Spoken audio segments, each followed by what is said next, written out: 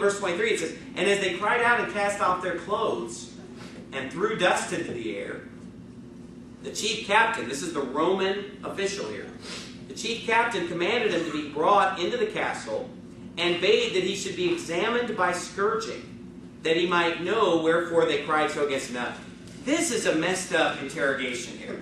This is, we don't know what you did wrong, so we're going to arrest you, and we're going to scourge you to figure out what you did. Can you imagine this? I mean, what if the police arrest you and say, "Okay, we're going to beat you until you tell us what you did wrong"? You know, what am I being arrested for? That's what you're going to tell us. All right. Boom! You said, "That happened to a friend of mine." Okay, well, it doesn't surprise me. But anyway, the bottom line is here, this is really bad what they're going to do. They're just going to beat him until they figure out what he did wrong. It says in verse 25, "And as they bound him with thongs," so they're binding him up, they're ready to beat him. "Paul said unto the centurion that stood by,"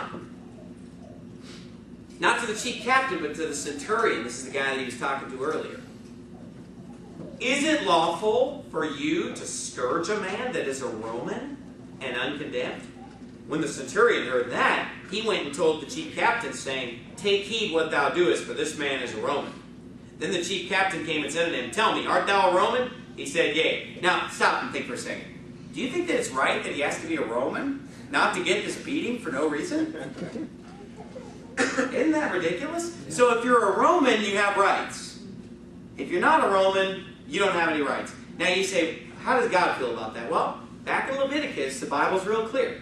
He said, "Ye shall have one law for the stranger as well as for him that is born in the land." One law. He said over and over again in the Bible. One law.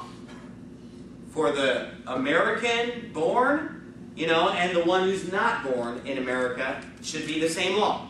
The one who's born a Roman, not born a Roman, same laws. Now, there was only an exception with that, was that the king of the land had to be born an Israelite. That's what the Bible said. He said, "Do not have a foreigner," Obama, "do not have a foreigner, as your king." He said, he has to be one born in the land. Okay? Not in Kenya. Do not, if you go back to the Hebrew, it mentions Kenya. No, I'm just kidding. You go to the Bible code. But anyway, the bottom line is that, you shouldn't have to be a Roman to have any kind of rights. Because guess what? The government doesn't give us our rights. Okay, and we're going to see that in the past. Keep reading here. He said, "Art thou a Roman?" He said, "Yea." And the chief captain answered, "With a great sum," he's talking about a great sum of money. He said, "I paid a lot of money. Obtained I this freedom." And Paul said, "But I was free born." He said, "I was born free." Then straightway they departed from him, which should have examined him.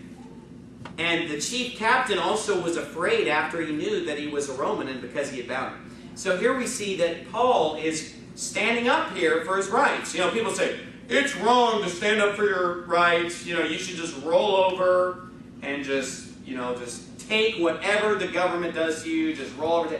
Well, here Paul is just reminding them of the law here and just standing up for his rights. He does it throughout the book of Acts. We saw it in other chapters, Acts 16, for example. But, just looking at this passage here, he just brings up the fact, hey, this isn't legal, what you're doing to me. I'm a Roman citizen and so forth. He said, "I was born free." Now, wait a minute. We in America were born free. Amen. Now you say, "Well, I don't feel very free." But you know what? On paper, though, on paper somewhere, we're free, okay? We have freedom. I mean, we're born supposedly not slaves, but we supposedly have freedom. Now, where did we get that freedom from? Did we get it from our government? No. Even if you go to the founding document of our country, the Declaration of Independence, it says, "We hold these truths to be self-evident that all men are created equal and are endowed by their Creator by certain inalienable rights, that among these are life, liberty, and the pursuit of happiness." So think about it now. If they were endowed by the Creator, did He only give them to us because we were born here or because we live here? If they're endowed by the Creator, and you say, "Well, Declaration of Independence isn't the Bible." No, it's not the Bible, but it's still the law of the land. It's still our founding document of our government. It says that the rights came from the Creator. Okay? So people will often say this.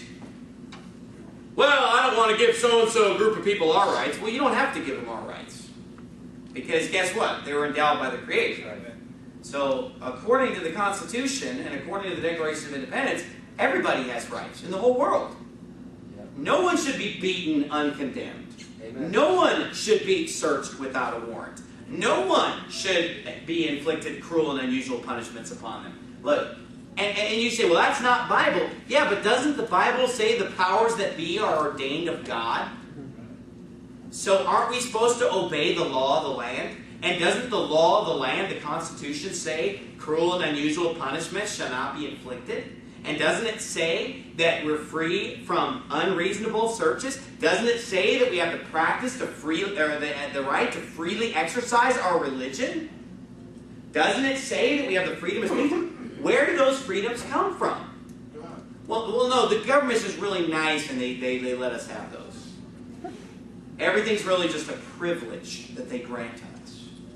You know, driving's a privilege, flying is a privilege, being born is a privilege, you know, living in America is a privilege. No, God gives us freedom.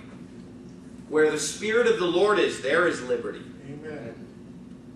God gives freedom. God gives liberty. So, if you're free today, who gave you that freedom? God. So who should you thank for it? God. God. Thank God for it. Thank God that you're born in America and that you have some degree of freedom. You could have been born in some other place like communist China or something where there's a one-child policy. You can't even have the kids that you want to have. I mean, you don't have any freedom at all. And so we ought to thank God for our freedom. And should we just give up our freedom? No. No, we should stand up for it. And be like Esau, who didn't realize the value of what he was born with, so he just sold it off and it meant nothing to him. I don't despise my birthright as an American. So therefore I'm going to stand up for my rights and freedoms as an American. And I'm not just standing up for them for myself, I'm standing up for them for everybody. Yeah. Because I might say, well, my freedoms don't matter to me, but it might matter to you. Maybe I'll say, well, I don't own a gun, you know, I don't need that right, but you know, maybe somebody else does. You know, who lives in a dangerous area and has people threatening them or something. They might need to defend themselves. You know, by the way, I do own guns. Plural. Amen. But the bottom line is, I was born free, thank God. And you ought to thank God for that too. And so I'm not the government's slave. And I don't want to be turned into a government slave. And so I'm going to stand up against that. And that's biblical for me to do so. And so freedom comes from God. Jesus said you shall know the truth, and the truth shall make you free. Intellectual freedom means knowing the truth. And Jesus is the truth. And it comes from the Word of truth. Okay? So those who don't know Jesus and don't know the Word of God, they're not really intellectually free. Okay? Their mind is being controlled by the world and the lust of the world. And so we see here that Paul, he stands up for his rights. Thank God he doesn't get a beating. You know? Too bad, so sad if you're not a Roman. You know, if you don't happen to have that, if you don't have the money to buy that or be born that way or whatever. And so this, he says, I was born free. And he said that straightway they departed from him which should have examined him. And the chief captain also was afraid. After that he knew he was a Roman and because he had bound him. Here's a quote from Thomas Jefferson. He said, when the people fear the government, that's tyranny. But when the government fears the people, that's liberty. Okay? And here we see that they're afraid. Whoops, we did something wrong here by binding this guy up when he hadn't done anything wrong. And then it says, on the morrow, because he would have known the certainty wherefore he was accused of the Jews, he loosed him from his bands and commanded the chief priests and all the council to appear and brought Paul down and set him before them. So Paul in the next chapter, chapter 23, is going to basically stand up and answer in basically like a court of law to the Jews and everyone there a little bit more clearly what he's being accused of.